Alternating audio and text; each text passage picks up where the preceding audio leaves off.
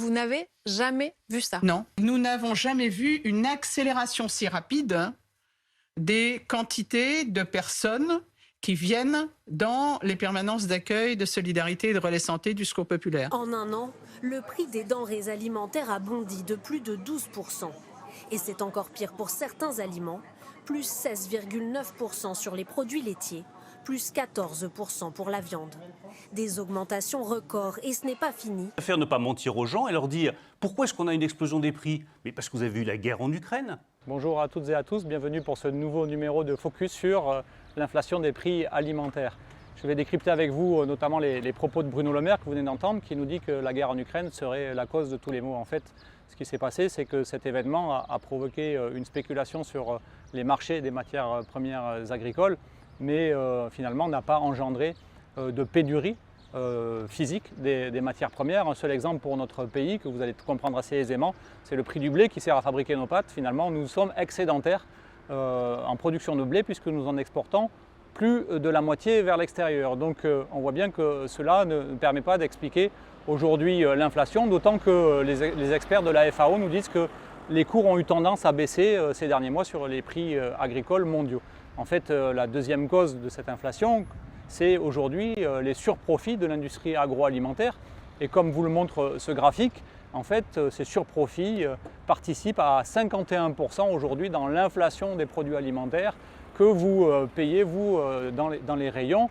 C'est assez facile à comprendre et à chiffrer même, puisque l'industrie agroalimentaire réalisait 3 milliards d'euros de profit en 2021 et en 2022, elle a réalisé 6 milliards d'euros de profit. Elle a donc doublé ses profits en un an et c'est vous qui le payez. Et cela avec une inaction finalement coupable du gouvernement. Maintenant que les prix baissent, ça n'est que justice de demander aux grands industriels de répercuter à la baisse pour le consommateur le prix des produits de grande consommation. Mais rien ne les y oblige. Il ne peut pas y avoir de sanctions. Prolongions, et pour l'instant, parions sur la bonne volonté. Ça peut fonctionner aussi. Ça a toujours été ma méthode, le dialogue. Donc vous le voyez, une fois de plus, Bruno Le Maire nous fait le coup des engagements volontaires où les industriels de l'agroalimentaire seraient de bonne volonté et voudraient bien l'écouter, l'entendre et nous faire un trimestre anti-inflation. Alors factuellement, ce trimestre anti-inflation n'a pas fonctionné. On vient d'avoir les chiffres de l'UFC Que Choisir qui nous dit que depuis le début de l'année 2023 jusqu'à aujourd'hui, malgré ces mesures, ces engagements volontaires, les prix ont encore augmenté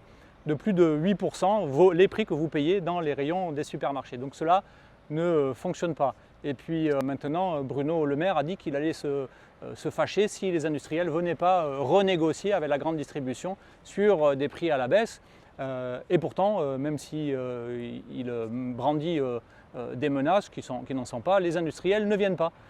Par contre, ils étaient venus sans invitation au mois de décembre pour négocier les prix à la hausse avec la grande distribution. Donc voilà, on voit que ça marche que dans un sens, mais quand il s'agit de baisser les prix, comme je vous l'ai dit tout à l'heure, les industriels protègent leurs surprofits et leurs marges aujourd'hui à 6 milliards d'euros par an. Vous l'aurez compris, nous, nos solutions, elles ne reposent pas sur des engagements volontaires, des invitations aux industriels, mais par la voie législative ou réglementaire pour contraindre les industriels. Alors d'abord en taxant les super profits dont je vous ai parlé, et ça le gouvernement refuse de le voter depuis des mois.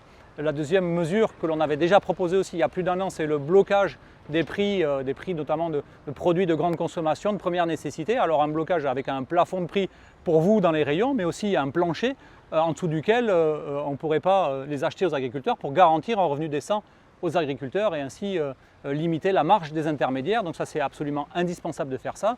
Et puis bien sûr, pour retrouver un petit peu de marge financière, c'est augmenter les salaires, ça c'est une évidence. Et pourquoi pas aujourd'hui indexer les salaires sur l'inflation, ce qui nous paraît une mesure assez évidente. Et enfin, pour les plus fragiles et les plus jeunes d'entre vous, c'est la question de l'allocation d'autonomie pour les étudiants qui permettent de subvenir à leurs besoins. Donc vous voyez effectivement une logique complètement différente avec une efficacité qui serait bien supérieure à celle que veut nous vendre Bruno Le Maire, que l'on appelle aussi Bruno Demande parce qu'il demande beaucoup de choses mais finalement n'obtient pas grand-chose. A très bientôt, portez-vous bien.